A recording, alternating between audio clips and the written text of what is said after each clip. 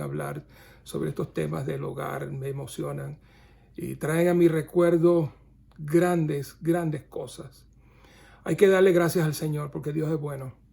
Han sido 52 años de bendición, pero no voy a hablar de eso otra vez. Ella ya lo habló. Sin embargo, tenemos que darle gracias a Dios. Yo quiero recordarles que durante esta semana, estos días que hemos pasado, hemos tenido en cuenta un detalle. El tiempo se nos acaba, que no se nos olvide eso.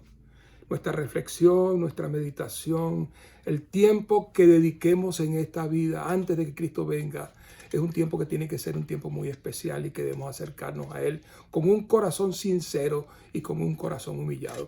Esta semana tuve una cantidad de emociones.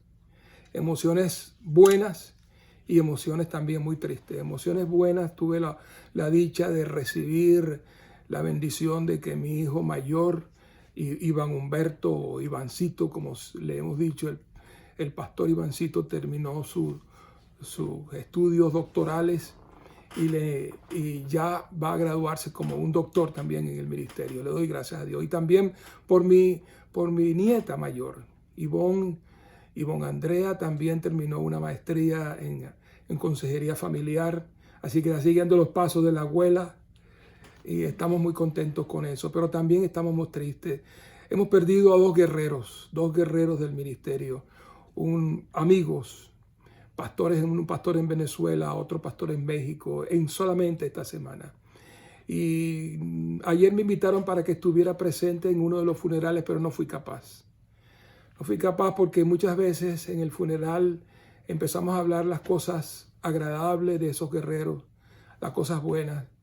Y yo me preguntaba, como una de las personas que escribió en el chat cuando estábamos allí, ¿le habremos dicho eso en vida al pastor? Y a veces no le decimos esas cosas. Ellos van al descanso y nuestros pastores van al descanso sin que se les haya dicho las cosas que se les tienen que decir. Pero así es, y no quiero seguir hablando porque yo me emociono muy rápido y mis ojos se llenan de lágrimas y no quiero que eso pase en este momento, pero le damos gracias al Señor por esos guerreros que el Señor nos dio durante su ministerio. Vamos el tema de esta mañana está versado en el Evangelio según San Lucas. Lucas es uno de los evangelistas más especiales que tienen. Los 4 evangelistas son especiales, pero Lucas tiene una parte importante. Lucas es un periodista, es un cronista. Además de cronista y periodista, es un médico. Así que Lucas presenta un mensaje con muchos detalles, porque es un periodista, pero también presenta un mensaje lleno de mucha salud y sanidad y tranquilidad. Los que estudian el Evangelio según San Lucas dicen que él dirige su Evangelio a varios grupos, especialmente de los discriminados. Dirige su Evangelio a mujeres. Hay más de 22 referencias a mujeres en el Evangelio según San Lucas. A los niños, también a los enfermos. Hay muchos detalles de enfermedades y él es especialista en esa área. Y también dirige su Evangelio a los pecadores. Y busca en su evangelio un mensaje, da un mensaje de esperanza. Presenta a un Jesús que es esperanzador. Y lo vamos a ver en esta oportunidad. Vamos a leer del Evangelio según San Lucas en el capítulo número 12 y los versículos 39 y 40. Y escuchen esto. Pero sabed esto, que si supiera el padre de familia a qué hora el ladrón había de llegar, velaría ciertamente y no lo dejaría entrar en su casa. Vosotros, pues, también estad preparados, porque a la hora que no pensáis, el Hijo del Hombre vendrá. Amén. Vamos a orar. Padre, con profundo respeto y reverencia hemos abierto esta porción de tu palabra. Gracias por el mensaje que ella tiene. Y sobre todo porque sabemos que tú inspiraste a Lucas para escribirlo. Inspíralo también a nosotros en esta oportunidad, para que al escuchar el mensaje, nosotros no solamente tengamos una información, sino que tengamos un mensaje de vida para vida. En el nombre de Jesús te lo pedimos. Amén. Amén. Amén. Del capítulo 9 de Lucas hasta el capítulo 19 se le conoce como la gran inserción. Los grandes exégetas de la Escritura, especialmente los especialistas en el Nuevo Testamento, le dicen a este grupo de capítulos la gran inserción. ¿Por qué? Porque en ese grupo de capítulos hay una cantidad de eventos que no están contenidos en los otros evangelios. Un ejemplo, la alimentación de los 4,000, la misión de los 70, la parábola de la oveja perdida, de la dracma perdida, del hijo pródigo, la parábola del rico y Lázaro y otras parábolas que tienen que ver mucho con la relación de Jesucristo con los discípulos y que los otros autores discípulos no lo escribieron. También tiene que ver con el mensaje de misión que el Señor Jesucristo pronunció, la declaración de misión. Después de la entrevista con Zaqueo, Jesús dice, el Hijo del Hombre vino a buscar y a salvar lo que se había perdido. Sin embargo, en el contexto de las palabras que hemos leído, hay algo muy interesante porque Jesús dirige su mensaje a un auditorio que está en este momento en situaciones muy difíciles, luchando por angustias. Y se las voy a explicar por qué. Por ejemplo, en el capítulo 13 del Evangelio según San Lucas, aparece la historia del desastre que ocurrió en Jerusalén en ese preciso momento, en esos días, y que causó un impacto en todos los habitantes de Jerusalén. Para la Jerusalén en el tiempo de Jesús, que tendría unos 50,000 habitantes, que se murieran 18 personas en una forma trágica, pues iba a causar un impacto. Y esto fue lo que sucedió.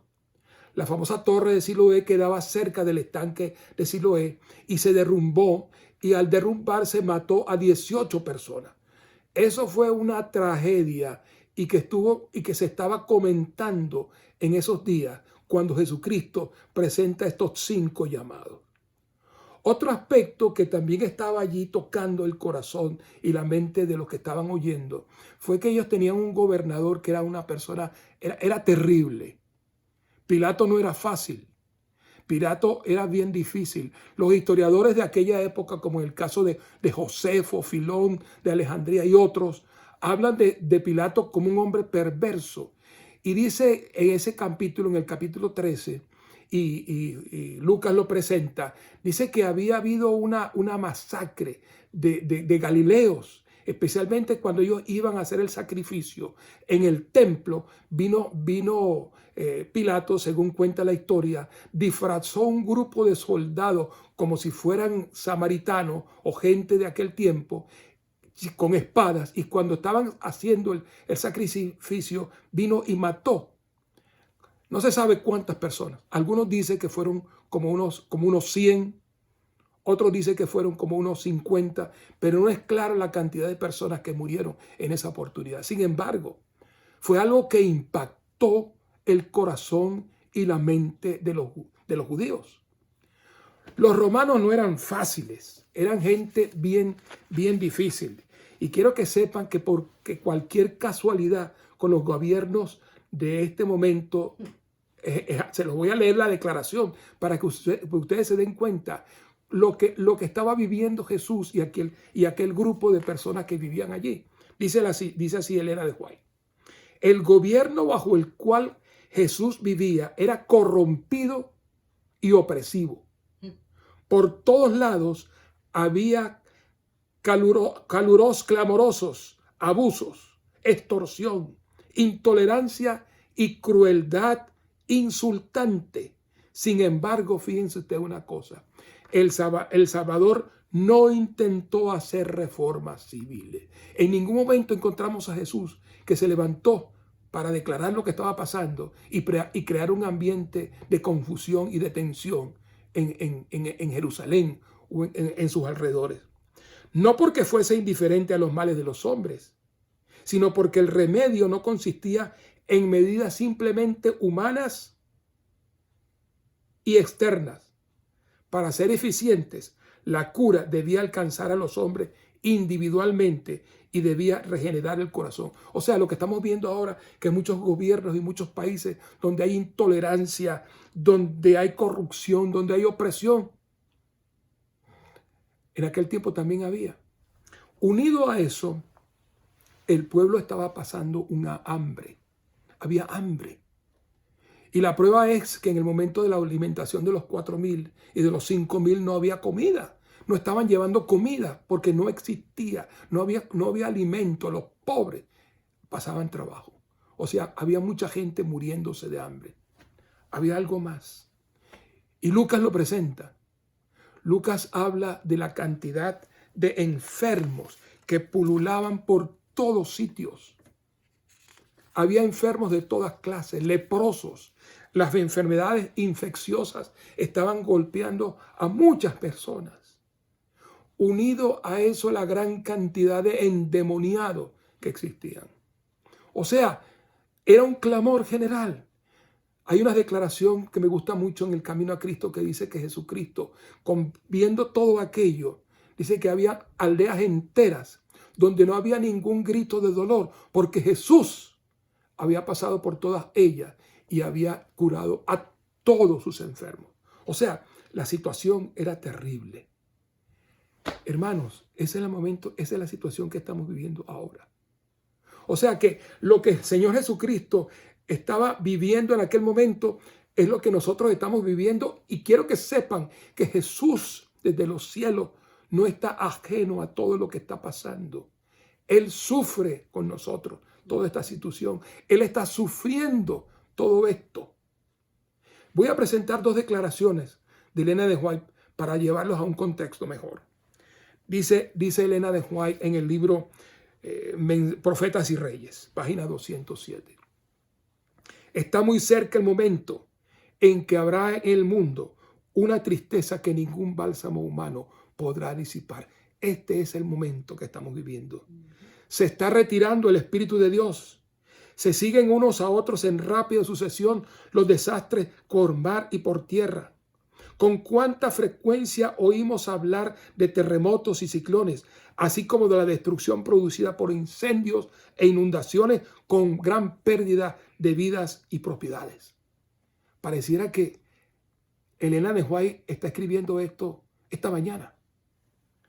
Dice, aparentemente estas calamidades son estallidos caprichosos de las fuerzas desorganizadas y desordenadas por la naturaleza, completamente fuera del dominio humano. Pero escuchen, en todas ellas puede leerse el propósito de Dios. Dios tiene un plan. Dios nos está llamando. Jesús aprovechó todo lo que estaba sucediendo en aquella oportunidad para hacerle un llamado a aquellos judíos. Otra declaración más. En las escenas finales de la historia de la tierra, la guerra prevalecerá. Habrá pestilencias, mortandad y hambre. Las aguas del abismo rebasarán sus límites. Incendios e inundaciones destruirán la propiedad y la vida. Eso es lo que estamos viviendo hoy. Los informes dicen que esta pandemia en este momento está causando la muerte en el mundo de cerca de 1 millón de personas. ¿Se imaginan ustedes eso? Solamente aquí en los Estados Unidos estamos pasando los 200,000.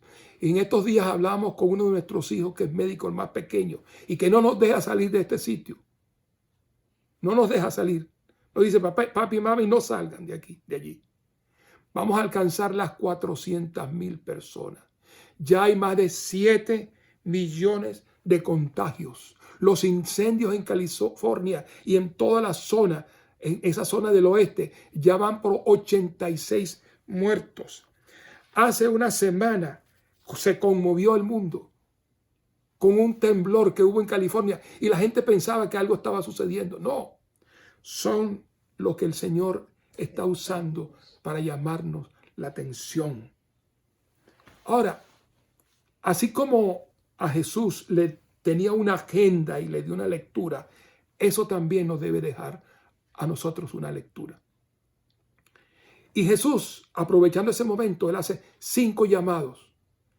Y yo los he titulado 5 llamados antes de su venida, que son básicos y que yo quiero llamarles la atención a ustedes, mis amados, en esta mañana. El primer llamado es un llamado a los inconsistentes, a los que viven una religión de barniz y de epidermis. El segundo llamado es un llamado a los líderes religiosos, a los siervos, al siervo leal, al leal, que presenta la palabra de verdad y que lo hace con fuerza. El tercer llamado es un llamado a la familia. Es un llamado a la familia. En cuarto lugar, es un llamado a que nosotros, en la espera, no tenemos que estar colocando fechas, porque ni del día ni la hora nadie sabe. Y el quinto llamado es un llamado básico, porque es al arrepentimiento. Esos 5 llamados Él hace. Yo voy a tratar de ir por esos 5 llamados rápidamente para que nos quede a nosotros un mensaje de advertencia y de esperanza. Vamos a leer el primer llamado. Lucas capítulo 25. Y fíjense, todos están en el Evangelio según San Lucas y son consecuentes a lo que está pasando en aquella oportunidad. Dice en el capítulo 12 y los versículo 35 adelante. Dice, tened vuestra cintura ceñida y vuestra lámpara encendida. Lo primero que el Señor hace es que Él llama a los judíos, a nosotros, a que tengamos nuestra cintura ceñida. Pero ¿cómo podemos poner eso en contexto? Yo se los voy a poner. Yo tengo aquí un traje que he usado en muchas ocasiones para hacer figuras. Me he disfrazado y he presentado mensajes. Este era un traje que usaban los judíos. No era un pantalón como el que usamos nosotros, ni un saco. Pero fíjense que había algo. El vestido era un vestido flotante, que flotaba. Sin embargo, el Señor dice, mira, en este momento, le dice a ellos, ponte el vestido, pero para que la vestidura no flote y no vaya de un lado a otro, ponte un cinturón y aprieta esa vestidura. Ahora, ¿qué mensaje estaba tratando de decir el Señor cuando Él dice, cíñete la vestidura, átate con un cinturón para que no se vaya? ¿Sabe que es muy interesante? La Biblia no presenta las cosas simplemente porque quiere, porque hay una verdad detrás de eso. Detrás de esa cintura que tenía que estar ceñida, hay una cosa que se llama perseverancia, constancia y fe. Oye bien, la cintura ceñida hace que tú estés constantemente preparado para que la vestidura no flote y no te vayas a enredar. Era muy fácil que se enredaran, pero para no enredarse había que tener la cintura ceñida. Lo otro que tenía, decía el Señor ahí mismo, es la cintura ceñida y vuestras lámparas encendidas. Yo tengo aquí algo que trajimos desde Jerusalén. Yo tengo una lámpara de la que se usaba en aquel tiempo. Y la lámpara tiene 2 elementos que son muy importantes: el recipiente y la mecha. Ahora, el recipiente y la mecha son muy importantes, pero si tú no le echas al recipiente el líquido para que se encienda, de nada vale. Entonces, en este tiempo que nosotros estamos viviendo, lo primero que el Señor dice es, cíñete la vestidura, persevera, constancia, fe, pero mantén la lámpara encendida. Porque la lámpara encendida, cuando tú le echas el aceite y la enciendes, va a producir luz. Y este es un símbolo del Espíritu Santo. El Espíritu Santo debe estar alumbrándonos precisamente, y no solamente en este momento, sino todo el tiempo. Y entonces el Señor Jesucristo dice, y sed semejantes a hombres que aguardan a su Señor cuando regrese de las bodas, para que cuando llegue y llame, le abran enseguida. Esta es una alusión a una parábola que nosotros los adventistas la conocemos muy bien, es la parábola de las 10 vírgenes. Entonces, hermanos, Tenemos que trabajar de tal manera que nosotros demos constantemente un mensaje de perseverancia, de constancia, de fe, y mantengámonos siempre alumbrándonos. El Espíritu Santo siempre debe estar en nuestros corazones, en nuestra vida. Nosotros debemos estar constantemente presentando un mensaje, ese mensaje de esperanza y de paz. Ahora, ¿saben el gran problema y el gran llamado que hay detrás de esta parábola, de este mensaje? Es un llamado a los inconsistentes. ¿Saben que es muy fácil decir yo soy un cristiano, pero vivir el cristianismo es otra cosa? Es muy fácil decir yo soy adventista del séptimo día. Y muy fácil ponerme un traje, una corbata y un vestido y decir yo soy adventista del séptimo día. Pero vivir eso y que la gente viva y se dé cuenta de lo que soy es otra cosa. Y muchas veces el hecho de que mi Señor tarde en venir hace que nosotros nos olvidemos. Fíjense, una agrupación que se encarga de estudiar el comportamiento religioso aquí en los Estados Unidos de los cristianos, dijo lo siguiente: de cada 10 familias cristianas que estudian la Biblia, llámense católicos, llámense adventistas, evangélicos, de todas las iglesias, solamente 2 en una semana, 2 hacen culto familiar. Es más, ahora en esta pandemia, mucha gente no sabe qué hacer en las casas. El culto familiar no lo saben, no saben cómo hacerlo. Fíjense, 2 de cada 10 familias, solamente 2. Y de esos 2, uno dijo que solamente con hacer el culto una vez a la semana era suficiente. Ya no había que hacer más. Esa es la situación que estamos viviendo. Creo sin temor a equivocarme, que estamos viviendo un momento bien difícil. La situación cada día es contagiante y no podemos darnos el lujo de perder de vista esto. Tengo en mi poder 2 bosquejos. Tengo también unas cartas para que ustedes se den cuenta de lo que significa ser constantes. Hay una carta que le escribió mi abuelo en el año de 1920. Se le escribió un colportor. En el 1920, esa persona, que era un colportor puertorriqueño, le decía a mi abuelo: si mis oídos y mis ojos no me engañan, Julio, mi Señor vendrá muy pronto. Y se lo repite en varias ocasiones: el fin viene, el fin viene, el fin viene. Por eso es que tenemos, de una forma o de otra, estar preparados, porque el Señor viene en cualquier momento. Tengo también acá un sermón que él preparó y lo predicó en el año de 1932. Y si ustedes pudieran verlo, dice, el título de ese sermón es "Volverá en esta generación". O sea, el Señor, para los adventistas del séptimo día, nosotros tenemos que tener claro que Él va a venir, pero no podemos ser inconsistentes.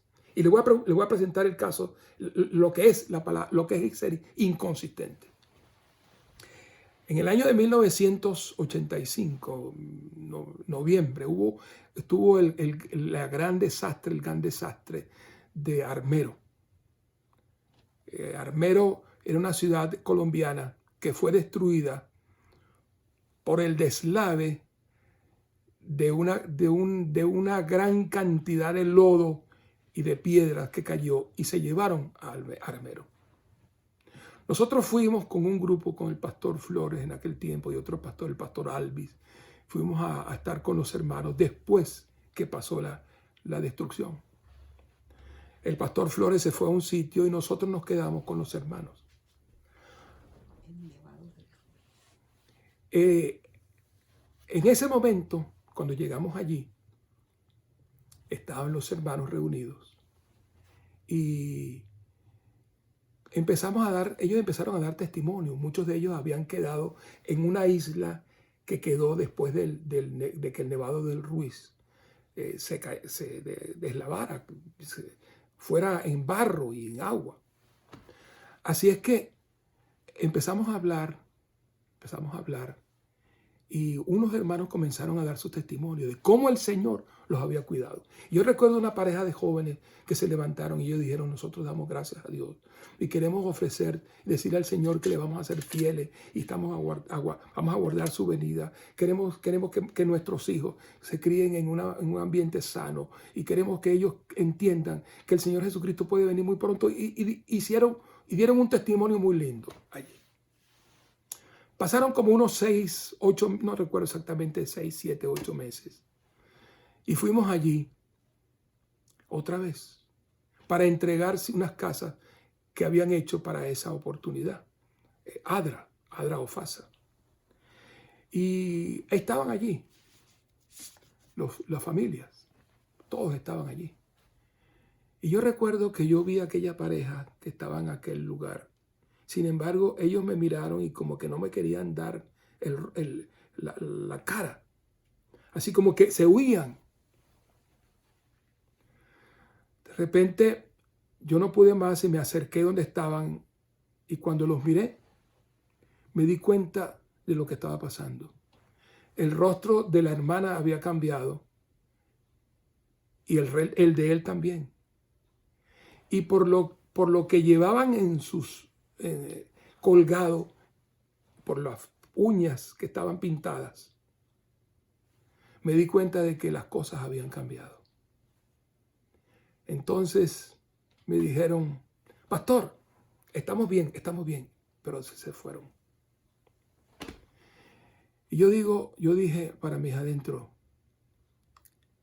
esta familia, en vez de esperar el regreso del Señor Jesús, como dice la Escritura, lo que hicieron fue en el último momento negarle, porque había dos cosas que le habían fallado.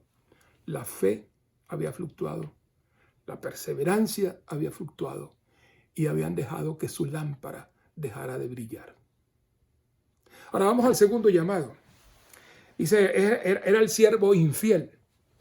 Entonces, Pedro, versículo 41, le dijo: Señor, siempre Pedro, ¿dices esta parábola a nosotros o también a todos?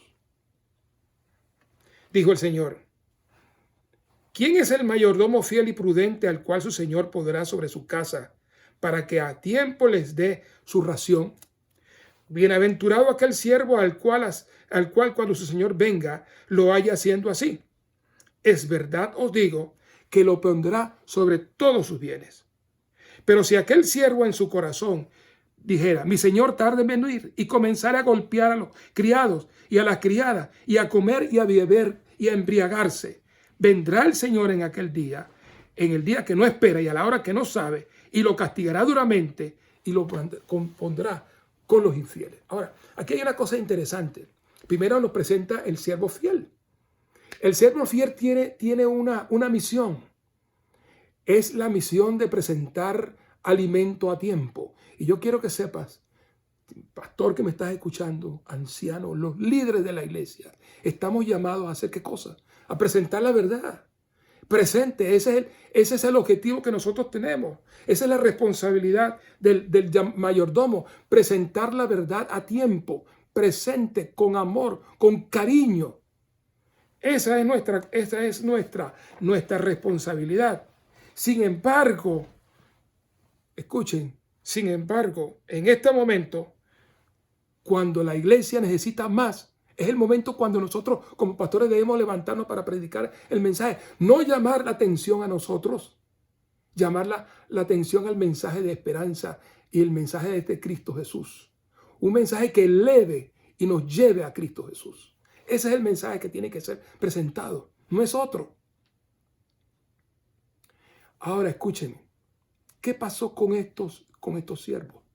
Dice la Escritura que dice el siervo: mi señor tarda en venir, y empieza a golpearse unos con otros. Y no solamente eso, comienza a cometer los pecados que hacen los otros también. Esta es una verdad, esto es algo que nos llama a nosotros la atención. Yo pertenezco a un grupo que nos escribimos constantemente con el pastor Wilson. Y me da mucha tristeza a veces los mensajes que él nos escribe. Porque en vez de nosotros unirnos, nos empezamos a golpear. Yo fui administrador por muchos años. ¿Y sabe cuál era el gran problema que yo siempre tuve? Es que era muy fácil que nos golpeáramos unos con otros. Nosotros somos el único ejército que nos matamos unos con otros.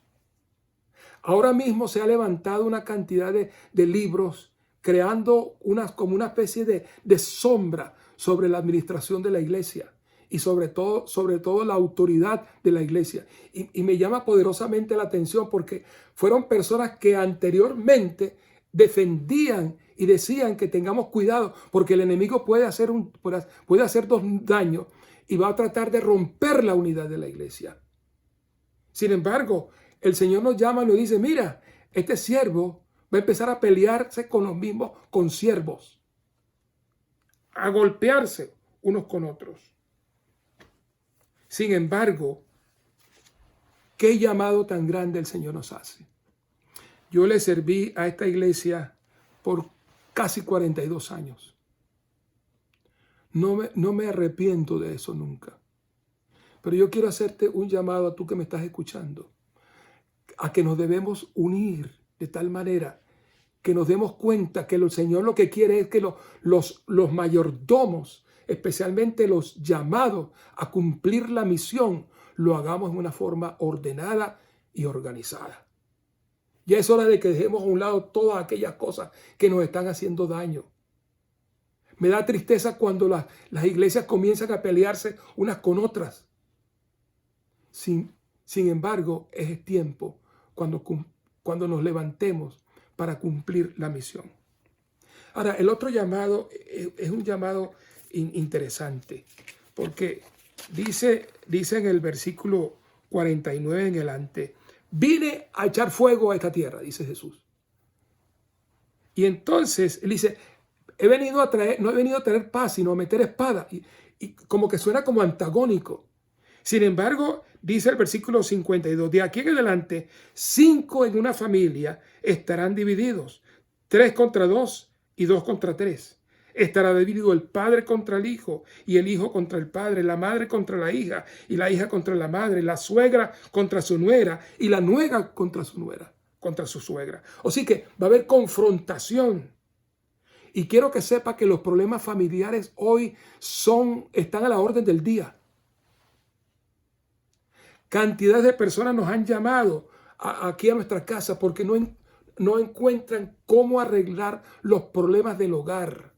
Ahora que están metidos en la casa, hay más problemas de violencia familiar, hay más problemas de comunicación, hay más problemas de diferentes índoles. Y quiero que sepa que en este país donde nosotros vivimos, de cada 10 familias, 7 están en problemas. 7 de cada 10 familias, 7 están en problemas. Debido a que no saben cómo funcionar. Y aún, escuchen, en las parejas que se dicen ser cristianas, en los que se dicen ser adventistas, o llámese cristianos, o evangélicos, o como se llame, no saben cómo funcionar en sus hogares. Elena de White dijo lo siguiente: Satanás está trabajando en el seno de las familias.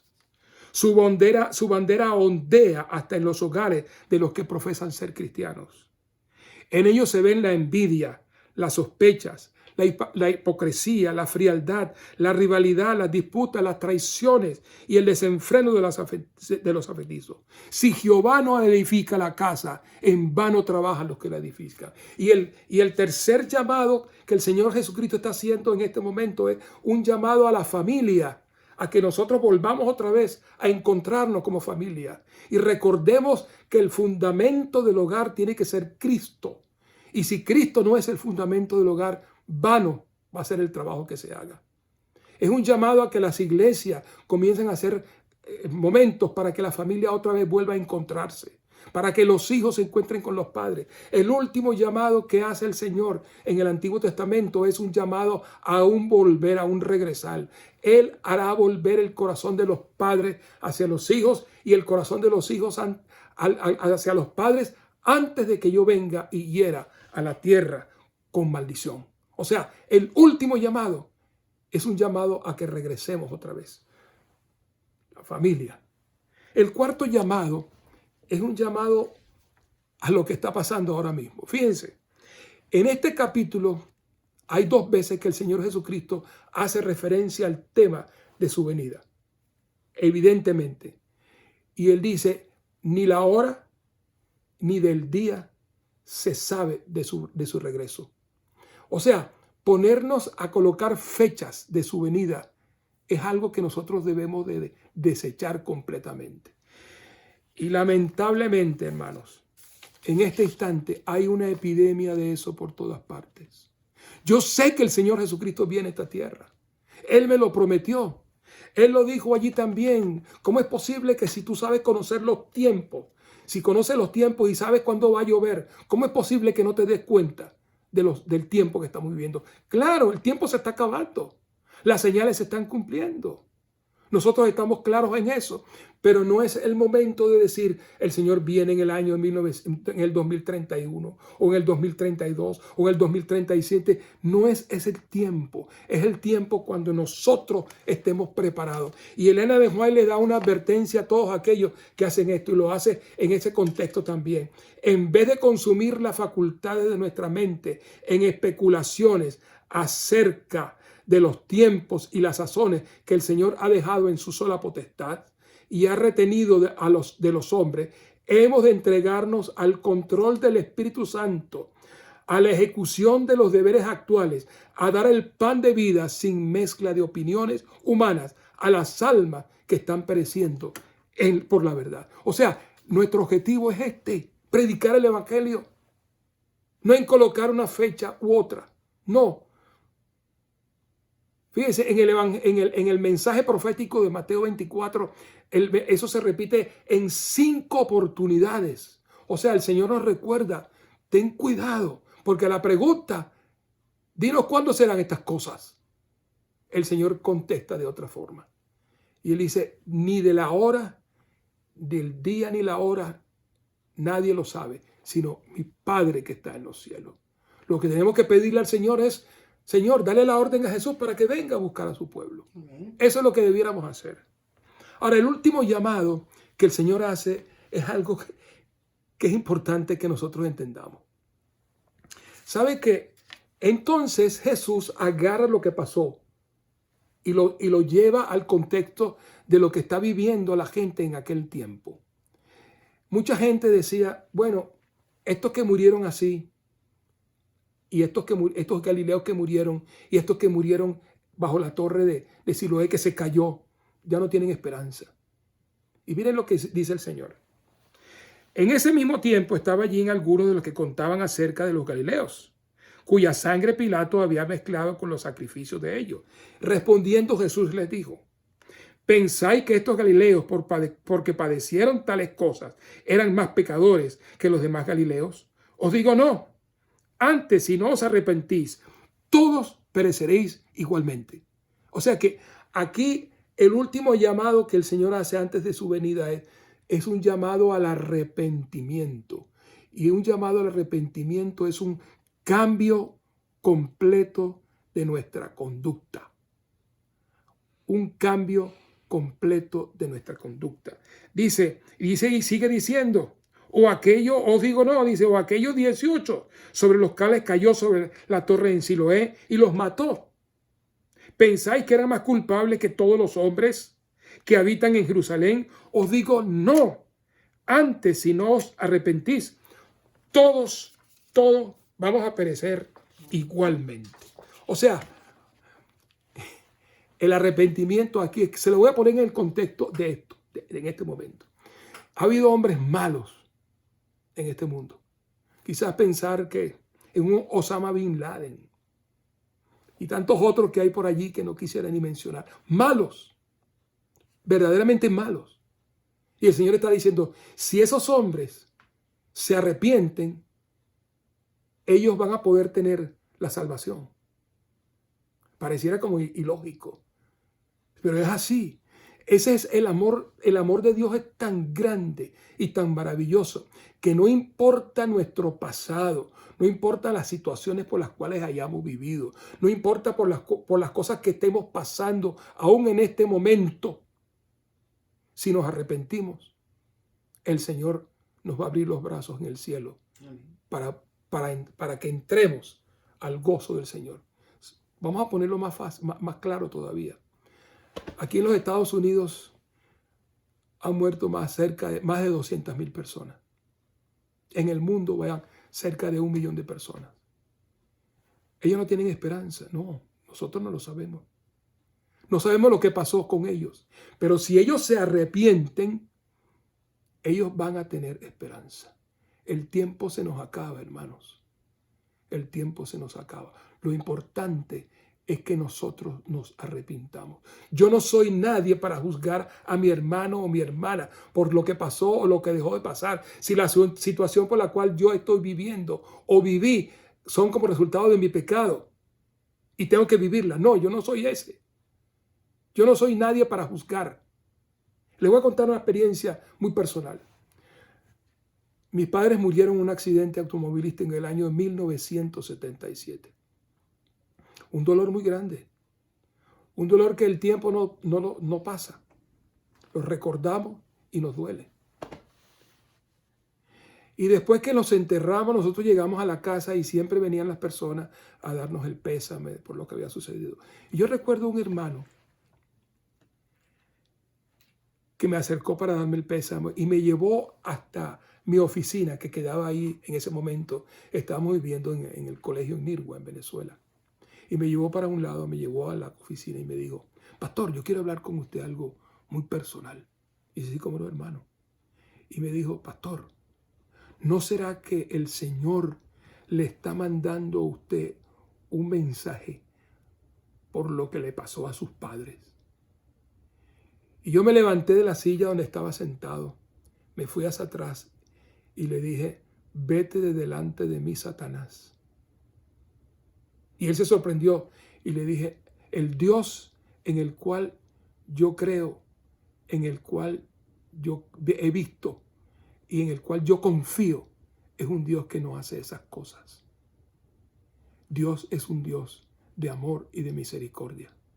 Y lo único que Él quiere es que tú y yo, en este último momento de la historia del mundo, porque lo sabemos, este es el último momento de la historia del mundo, Él quiere que tú y yo nos arrepintamos, que lo busquemos a Él con profunda fe y confianza, que nos llenemos del regocijo del cual habla Pablo ahí en la epístola a los Filipenses. Yo quiero terminar mi mensaje con esto, con eso. Vamos a la epístola a los Filipenses, en el capítulo número 4 y los versículos 4 en adelante. Hay 3 elementos básicos en la epístola a los Filipenses. Pablo está preso y él le dirige esta carta a los hermanos que están en Filipo. No eran muchos hermanos, pero se la dirige desde un corazón que está preso. Sin embargo, él se siente con gozo, el gozo de poder demostrarle a ellos que esa prisión no es en vano. Así que la epístola a los Filipenses tiene 3 mensajes importantes. El mensaje de la gracia, el Señor te perdona, el Señor es un Dios de amor.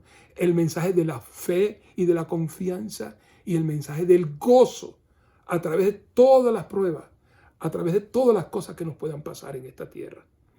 Y fíjense, en el versículo 4 del capítulo 4 dice: regocijaos en el Señor siempre. Otra vez digo regocijaos. Pero ¿cómo puede un hombre que está preso, viviendo una situación como la que estaba pasando, decirse que estaba lleno de gozo? Y es que es así. En medio de las dificultades que tú estás pasando, en medio de la angustia, yo quiero decirte que el Señor te dice: regocíjate. ¿Por qué te dice regocíjate? Vuestra gentileza sea conocida de todos los hombres. Y entonces Él dice: el Señor viene. O sea, nuestro testimonio debe indicar de que yo estoy esperando el regreso de Jesucristo a esta tierra.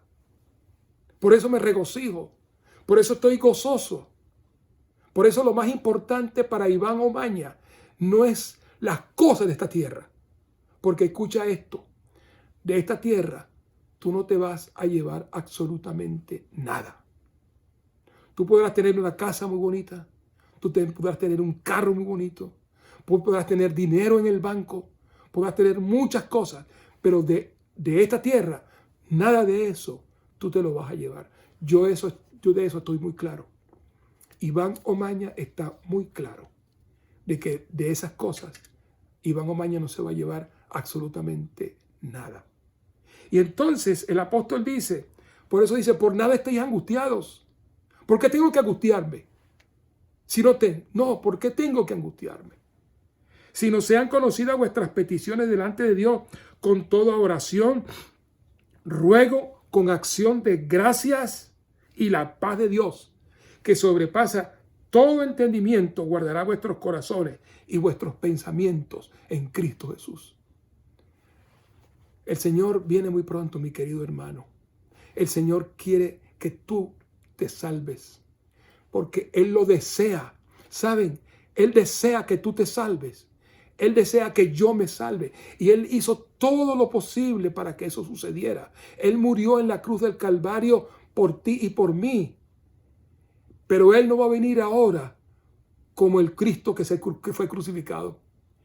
Él va a venir como el Rey de Reyes y Señor de Señores que viene a buscar a su pueblo.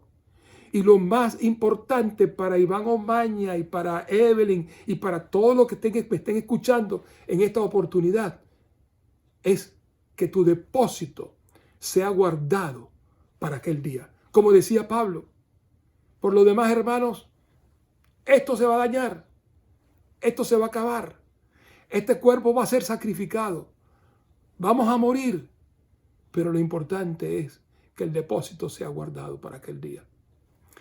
Yo todos los días por la mañana estoy aquí en este sitio.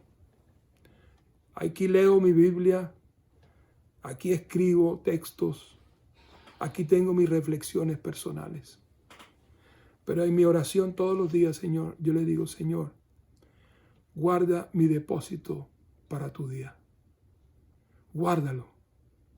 Yo no sé cuándo me va a tocar. Sin embargo, mi gran anhelo es poder ver a Jesús en gloria. Que estos ojos mortales puedan ver a Jesús. Porque cuando yo lo vea a Él, entonces Él me va a devolver a mí todas las cosas que yo he perdido en esta tierra. Pero si yo no amo, si yo no creo, si yo no estoy convencido de esta verdad, de que Él viene muy pronto y que yo debo estar listo para ese momento, ese día va a ser muy triste. Yo quiero tener en este momento una oración especial. Allí donde tú estás, que tú también ores conmigo y que tú le pidas al cielo que Él te ayude y que nos ayude para estar más cerca, para acercarnos más, para unirnos más, para confiar más en Jesús. Y que, como hemos cantado en el himno, aunque parece que te tardes, aunque parece que ya está tardándote, recuerda, Él no se tarda. Él está esperando el preciso momento para venir a buscar a su pueblo. Vamos a orar. Señor, gracias por la oportunidad que tú nos has dado en este momento para invocar tu nombre y para estudiar tu palabra. Señor, lo hemos hecho con respeto y con reverencia, sabiendo de que tú eres el que has estado detrás de todo esto.